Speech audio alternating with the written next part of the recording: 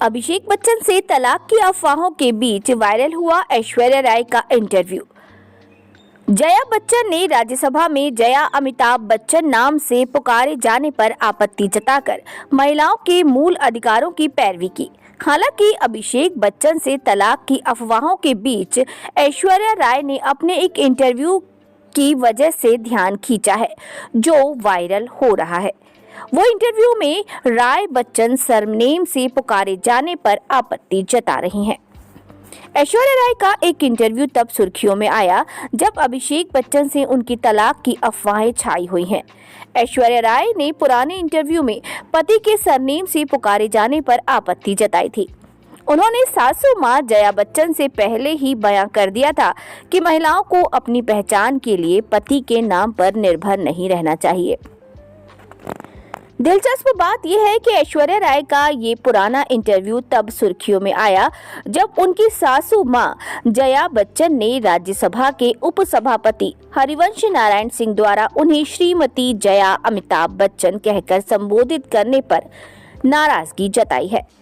ऐश्वर्या राय ने जब अभिषेक बच्चन से शादी की तब वे भारतीय सिनेमा का बड़ा नाम थी।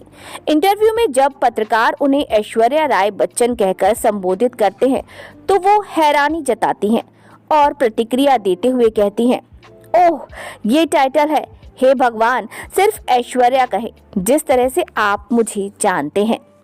जब ऐश्वर्या से पूछा गया कि क्या राय बच्चन उनका ऑफिशियल सरनेम है तो वो बोली, प्रोफेशनल तौर पर ऐश्वर्या राय नाम से मशहूर हूँ।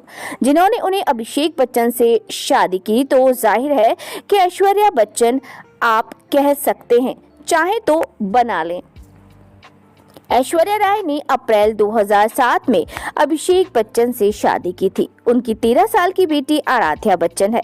गौरतलब है कि एक्ट्रेस की सासू मां और सांसद जया बच्चन ने कुछ दिनों पहले राज्यसभा में उपसभापति हरिवंश नारायण सिंह द्वारा जया अमिताभ बच्चन नाम से बुलाने पर कड़ा विरोध जताया था। जया बच्चन ने याद दिलाया कि उनकी पहचान उनके पति के नाम से मुक्त है।